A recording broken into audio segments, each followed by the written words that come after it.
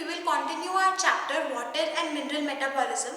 In the previous lectures, we have covered what are minerals and which minerals we have in our body and what are their functions, और हमारे पास कौन सी different mineral की जब हमारे pass metabolism की diseases हो जाते हैं या डिसऑर्डर्स हो जाते हैं तब हमारे पास कौन सी कंडीशंस देखने को मिलती हैं मिनरल्स की मेटाबॉलिज्म के अंदर.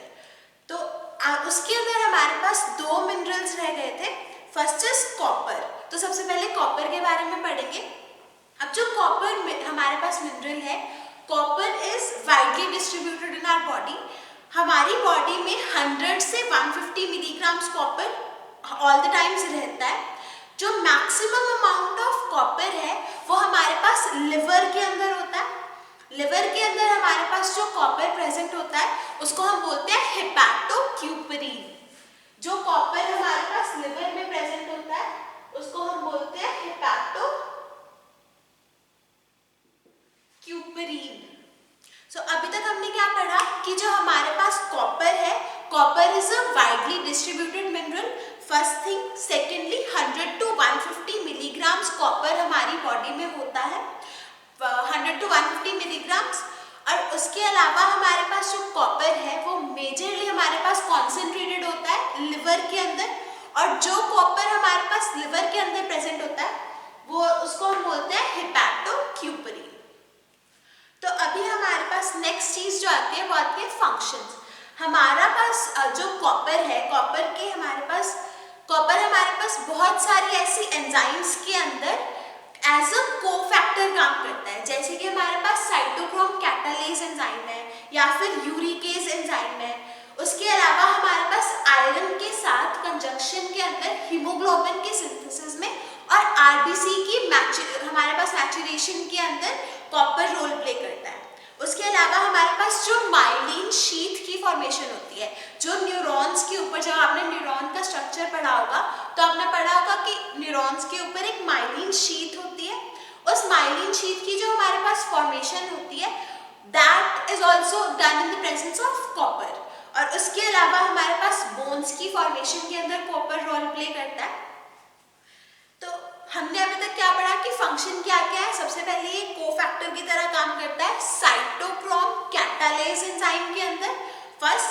सेकेंडली हमारे पास जो कॉपर है वो हमारे पास किसके अंदर काम करता है, यूरिकेज एंजाइम के अंदर एज अ कोफैक्टर काम करता है. उसके अलावा हमारे पास जो हीमोग्लोबिन की फॉर्मेशन है और आरबीसीज की मैचुरेशन है उसके अंदर हमारे पास कॉपर रोल प्ले करता है अलोंग विद आयरन. और लास्टली हमारे पास बोन्स की जो फॉर्मेशन होती है और हमारे पास जो माइलिन शीथ की फॉर्मेशन होती है वो हमारे पास होती है with in the presence of copper. तो हमारे पास इतने सारे फंक्शंस प्ले करता है कॉपर. अब कॉपर की अगर हमारी बॉडी के अंदर डेफिशिएंसी हो जाए तो हमारे पास सबसे पहले जो न्यूरॉन्स होते हैं वो नॉन माइलिनेटेड बनते हैं, उनकी माइलिन शीथ नहीं बनती. First thing.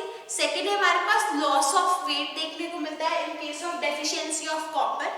उसके अलावा हमारे पास बोन्स के डिसऑर्डर हो जाते हैं.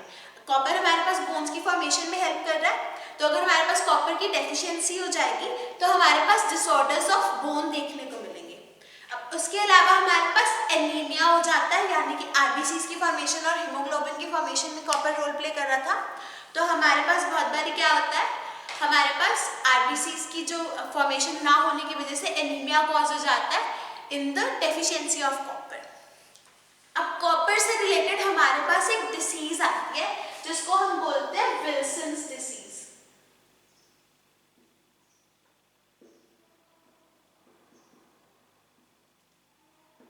अब विल्सन्स डिसीज के अंदर हमारे पास क्या होता है, विल्सन्स डिसीज के अंदर जब हमारे पास जो कॉपर की एब्जॉर्प्शन इंक्रीज हो जाती है तब उस केस में हमारे पास विल्सन्स डिसीज होता है.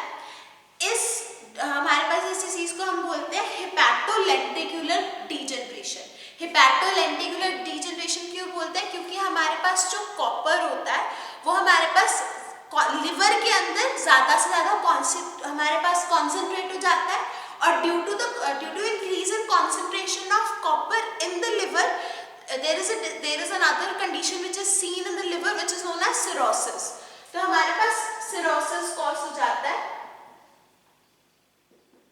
Due to increase in concentration of copper in the liver. अब उसके अलावा हमारे पास जो ये विल्सन्स डिसीज है, विल्सन्स डिसीज हमारे पास हेरिडिटरी डिसऑर्डर है।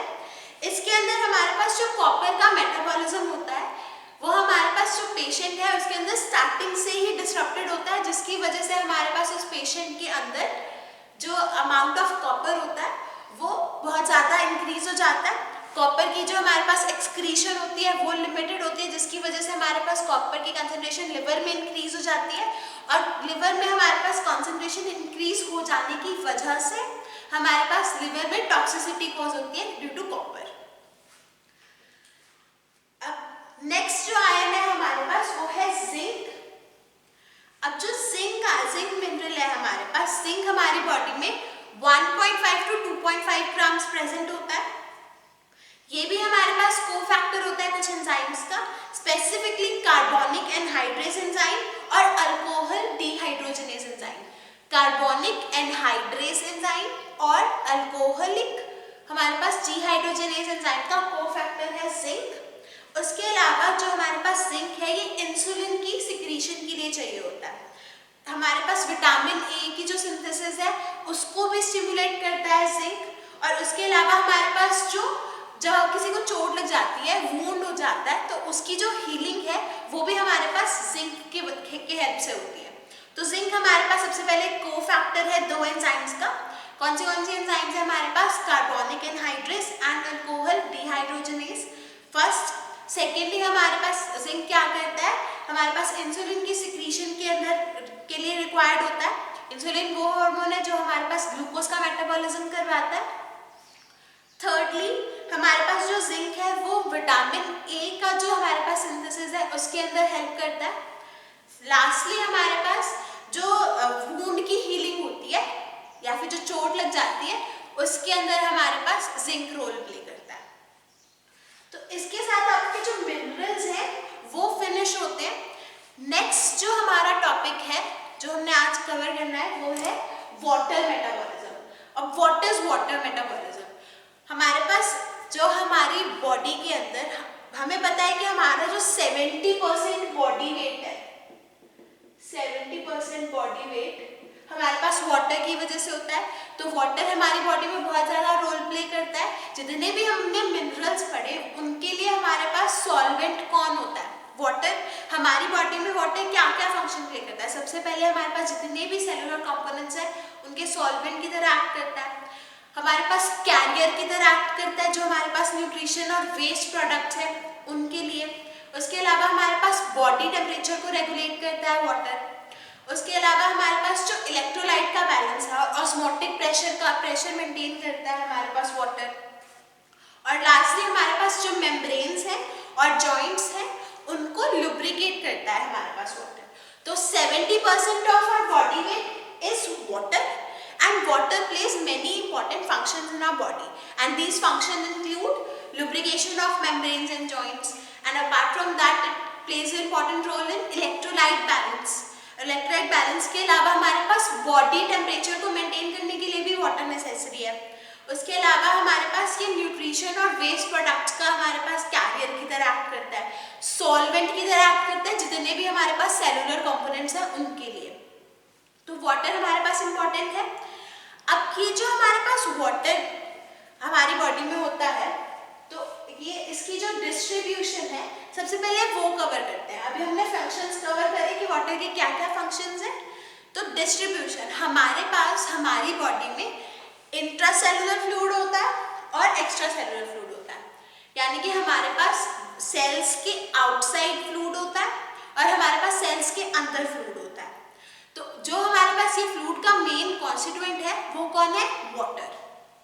अब जो इंट्रासेलुलर फ्लूइड है वो हमारे पास जो 50% जो हमारे पास 70% of body weight is water, and out of that 70% 50% of the water is present in the extracellular fluid and 45% of water is present in the intracellular fluid. So extracellular fluid में भी हमारे पास कहाँ पे सेल्स के बाहर जो हमारे पास water present है वो कहाँ कहाँ पे प्रेजेंट है? सबसे पहले हमारे पास प्लाज्मा के अंदर फ्लूइड प्रेजेंट है, उसके अलावा हमारे पास इंटरस्टिशियल फ्लूइड प्रेजेंट है, कनेक्टिव टिश्यूज जो है हमारे पास उसके अंदर फ्लूइड प्रेजेंट है, वाटर प्रेजेंट है। सो डिस्ट्रीब्यूशन के अंदर what do we have? The water is distributed in intracellular fluid and extracellular fluid. 50% of the water is 50% of the body water is present in intracellular fluid and 45 to 50% of water is present in extracellular fluid. और intracellular fluid हमारे पास कौन सा होगा? जो water हमारे पास cells के अंदर present है। और extracellular fluid क्या होगा? जो water हमारे पास प्लाज्मा के अंदर प्रेजेंट है, इंटरस्टिशियल फ्लूइड के अंदर प्रेजेंट है और कनेक्टिव टिश्यूज के अंदर प्रेजेंट है। तो नेक्स्ट जो हमारे पास टॉपिक आता है वाटर मेटाबॉलिज्म के अंदर वो है वाटर बैलेंस। अब व्हाट इज वाटर बैलेंस? हमारे पास जो हमारी बॉडी है, हमारी बॉडी के अंदर कितना वाटर गेन हो रहा है और कितना वाटर हमारे पास लॉस हो रहा है, उसका जो हमारे पास बैलेंस मेंटेन करके रखते हैं उसको हम कहते हैं, उस फिनोमिना को हम कहते हैं वाटर बैलेंस। अब ये जो हमारे पास गेन होता है वाटर, हमारे पास कहाँ कहाँ से गेन होता है? हम वाटर ड्रिंक करते हैं, फ्लूइड्स जो है हम ड्रिंक करते हैं तो वहाँ से वाटर आता है। उसके अलावा हमारे पास फूड में वाटर प्रेजेंट होता है, जब हमारे पास फूड की कुकिंग होती है तब हमारे पास फूड के अंदर कुछ वाटर का कंटेंट प्रेजेंट होता है। उसके अलावा हमारे पास कुछ ऐसे ऑक्सीडेशन रिडक्शन प्रोसेसेस हैं जिनके अंदर हमारे पास वाटर मॉलिक्यूल्स रिलीज होते हैं। जब हमारे पास ग्लूकोज की मेटाबॉलिज्म होती है या फिर हमारे पास ग्लाइकोजन की मेटाबॉलिज्म होती है तब हमारे पास ऑक्सीडेशन और रिडक्शन प्रोसेसेस के टाइम पे कुछ अमाउंट ऑफ वाटर रिलीज होता है और वो वाटर भी हमारे पास बॉडी में एज अ गेन की तरह काम करता है। और हमारे पास जो वाटर इनटेक है, जो हम वाटर कंज्यूम कर रहे हैं वो तो हमारे पास डायरेक्टली वाटर आ ही रहा है, उसके अलावा हमारी बॉडी खुद भी वाटर रिलीज करती है जब हमारे पास ऑक्सीडेशन होती है कुछ स्पेसिफिक सब्सटेंसेस की, जैसे कि ग्लूकोज। अब उसके अलावा हमारे पास जब गेन हो जाएगा वाटर का तो हमारे पास लॉस भी होता है। तो जो लॉस होता है वाटर वो हमारे पास कैसे कैसे लॉस होता है? लंग्स के थ्रू जब हम रेस्पिरेशन करते हैं तो वेपर की फॉर्म में हमारे पास वाटर रिलीज होता है। उसके अलावा सेकेंडली हमारे पास जो लॉस होता है वो जब यूरिन या फीसिस के थ्रू हमारे पास वाटर का लॉस होता है। उसके अलावा हमारे पास स्वेट की फॉर्म में स्किन से रेस्पिरेशन के टाइम हमारे पास वाटर लॉस होता है। अब ये जो हमारे पास जितना हम वाटर गेन करते हैं उतना ही बॉडी वाटर को लूज करवा देती है और इस हमारा जो वाटर गेन और बैलेंस होता है वो हमारे पास बैलेंस्ड रहता है। अगर हमारे पास ये जो वाटर का बैलेंस है वो डिसरप्ट हो जाए, यानी कि हमारे पास अगर गेन बढ़ जाए वाटर का और loss in comparison to loss, तो हमारे पास क्या होता है? There is a condition called इडेमा।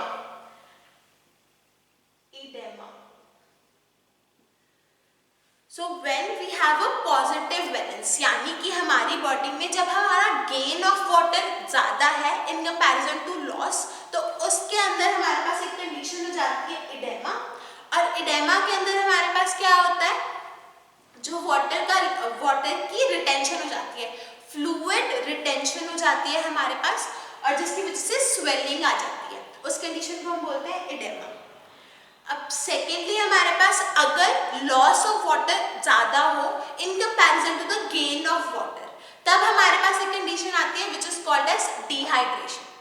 When the loss of water is more than the gain of water, the condition that is seen is dehydration, यानी कि हमारे पास वाटर की डेफिशिएंसी हो जाती है बॉडी के अंदर। सो पॉजिटिव अगर वाटर बैलेंस होगा तो हमारे पास इडेमा कॉज होता है और नेगेटिव अगर हमारे पास वाटर बैलेंस होगा तो हमारे पास डिहाइड्रेशन हो जाती है। अब लास्टली हमारे पास एक टॉपिक आता है वाटर का, जो हमारे पास मेटाबॉलिज्म होता है वो हमारे पास, और वाटर की जो रेगुलेशन है, ये जो वाटर बैलेंस मेंटेन करता है, वो हमारे पास कौन से ऐसे हार्मोन्स या कौन सी ऐसी एंजाइम है जो हमारे पास रिस्पॉन्सिबल है रेगुलेशन के लिए वाटर के बैलेंस की। तो सबसे पहले हमारे पास जो हार्मोन रिस्पॉन्सिबल है वो है ADH। ADH is also known as anti diuretic hormone. अब ये हार्मोन हमारे पास क्या करता है? एंटी डायूरेटिक हार्मोन या फिर वेसोप्रेसिन भी बोलते हैं इसको।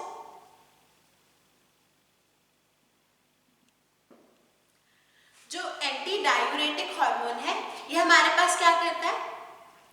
जब हमारे पास वाटर की जो कंसंट्रेशन है बॉडी के अंदर कम हो जाए तब हमारे पास एंटी डायूरेटिक हार्मोन रिलीज होता है। और एंटी डायूरेटिक हार्मोन हमारे पास क्या करता है?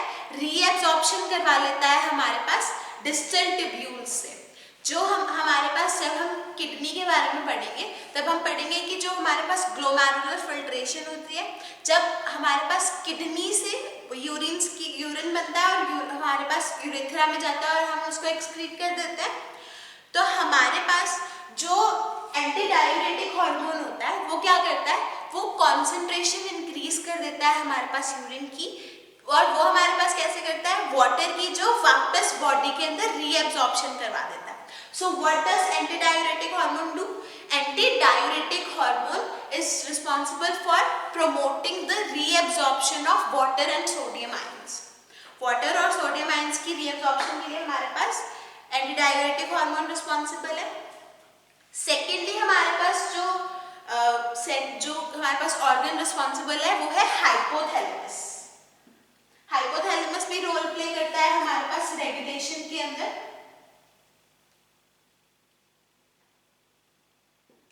अब हाइपोथैलेमस हमारे पास कैसे रोल प्ले करता है? हाइपोथैलेमस के ऊपर एक हमारे पास सेंटर होता है, that is known as thirst center. Thirst center होता है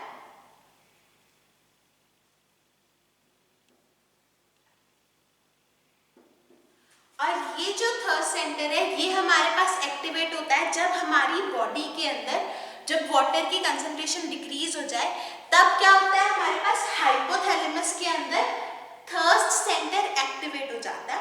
और ये जो थर्ड सेंटर एक्टिवेट होने की वजह से हमारे पास बॉडी के अंदर हमें सिग्नल आता है कि पर्सन को जो है वो प्यास लगी है या थर्स्ट है, और हमारे पास वाटर, जो पर्सन है वो वाटर की इनटेक इंक्रीज करता है।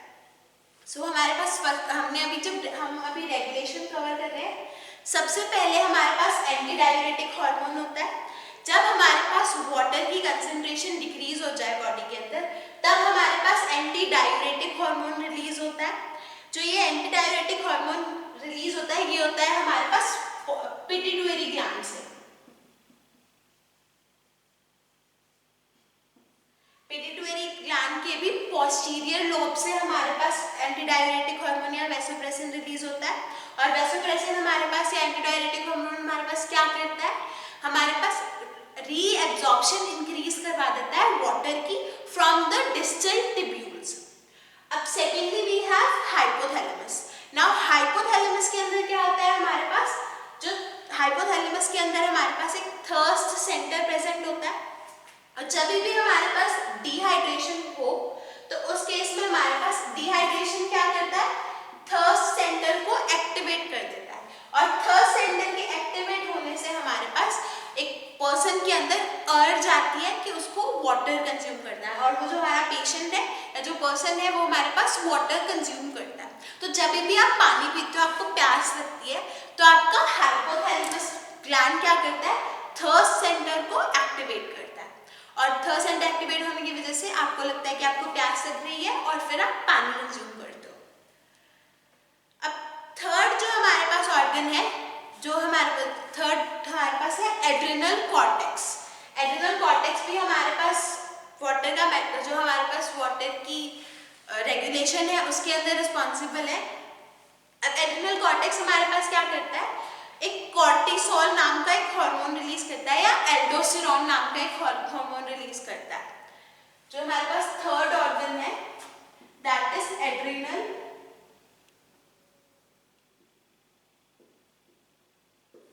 कॉर्टेक्स।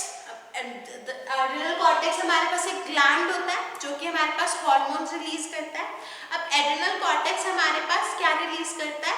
एल्डोस्टेरोन। अब एल्डोस्टेरोन हमारे पास क्या करता है? एलिमिनेशन इंक्रीज करवा देता है आयंस की।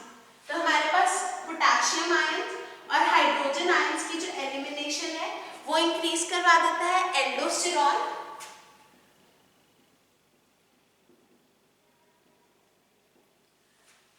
उसके अलावा हमारे पास क्या करता है, सोडियम का जो हमारे पास एक्सक्रीशन है उसको स्टॉप करवा देता है, तो जिसकी वजह से हमारे पास आयंस का ऑस्मोटिक प्रेशर, जो हमारे पास आयंस का बैलेंस है वो मेंटेन रहता है। पोटेशियम और हाइड्रोजन आयंस का जो रिलीज है उसको इंक्रीज करवा देता है, जो एक्सक्रीशन है उनको इंक्रीज करवा देता है, और सोडियम आयंस के जो हमारे पास एक्सक्रीशन है उसको डिक्रीज करवा देता है।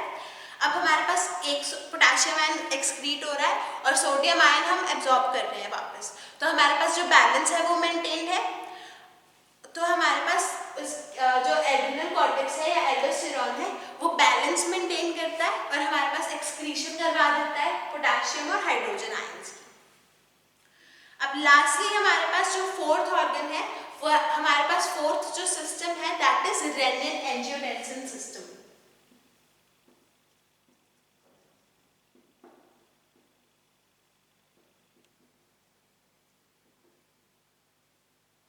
अब रेनिन एंजियोटेंसिन सिस्टम हमारे पास कैसे वर्क करता है, जो हमारे पास एंजियोटेंसिन है, angiotensin 2 is responsible for the water balance for the regulation of water balance.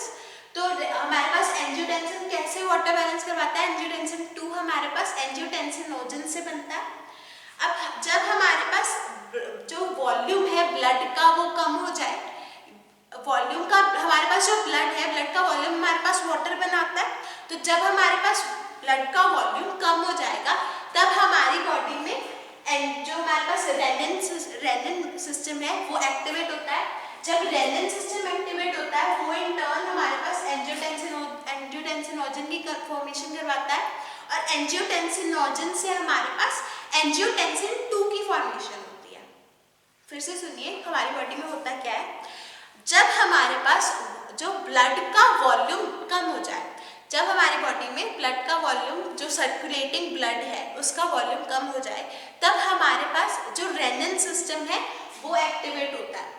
अब रेनिन सिस्टम एक्टिवेट होने की वजह से, रेनिन सिस्टम एक्टिवेट होकर क्या करता है, हमारे पास एंजियोटेंसिनोजन की फॉर्मेशन करता है, और एंजियोटेंसिनोजन हमारे पास फर्दर कन्वर्ट हो जाता है एंजियोटेंसिन 2 के अंदर, और एंजियोटेंसिन 2 हमारे पास क्या करता है, एंजियोटेंसिन 2 हमारे पास जो हमने एंटी डायूरेटिक हार्मोन और वैसोप्रेसिन हार्मोन पढ़ा, इसकी हमारे पास सिक्रीशन करवाता है, और हमने पढ़ा था कि एंटी डायूरेटिक और वैसोप्रेसिन हमारे पास क्या करते हैं, रीएब्जॉर्प्शन करवा देते हैं वाटर की। सो अल्टीमेटली हमारे पास जो वाटर का वॉल्यूम है वो इंक्रीज हो जाता है। तो रेनिन एंजियोटेंसिन सिस्टम में हमारे पास क्या होता है, जो जब हमारे पास ब्लड की जो सर्कुलेटिंग वॉल्यूम है वो डिक्रीज हो जाए तब हमारे पास रेनिन सिस्टम एक्टिवेट हो जाता है, और रेनिन सिस्टम एक्टिवेट हो जाने की वजह से हमारे पास एंजियोटेंसिनोजन एक्टिवेट होता है, और एंजियोटेंसिनोजन एक्टिवेट होने की वजह से हमारे पास एंजियोटेंसिन 2 में कन्वर्ट होता है, और एंजियोटेंसिन 2 हमारे पास रिस्पॉन्सिबल है एंटी डायूरेटिक हार्मोन और वैसोप्रेसिन हार्मोन की रिलीज के लिए। और हमारे पास जब हमारे पास एंटी डायूरेटिक हार्मोन और वैसोप्रेसिन हार्मोन रिलीज होता है तो वो हमारे पास क्या कराते हैं, रीएब्जॉर्प्शन करवा देते हैं वाटर की बैक टू द ब्लड। तो और अल्टीमेटली हमारे पास जो ब्लड का वॉल्यूम है वाटर की वजह से वो इंक्रीज हो जाता है। सो विद दिस हमारा जो वाटर एंड मिनरल मेटाबॉलिज्म वाला चैप्टर है वो कंप्लीट हो जाता है। हमने इसके अंदर मिनरल्स के बारे में पढ़ा कि मिनरल्स हमारे पास क्या होता है फर्स्टली। सेकेंडली हमने पढ़ा कि जो मिनरल्स हैं, जितने हमारे पास कितने मिनरल्स हैं, मैक्रो मिनरल्स हैं, माइक्रो मिनरल्स हैं, इनकी जो हमारे पास डिसीजेज हैं वो कौन सी है जब हमारे पास डेफिशिएंसी हो जाती है। थर्डली हमने पढ़ा कि हमारे पास वाटर का जो मेटाबॉलिज्म है, वाटर मेटाबॉलिज्म की वाटर की हमारे पास कहाँ पे डिस्ट्रीब्यूशन है, क्या क्या फंक्शंस क्या और रोल प्ले करता है हमारे पास वाटर, वाटर बैलेंस क्या होता है, गेन कहाँ से होता है, वाटर लॉस कहाँ से होता है।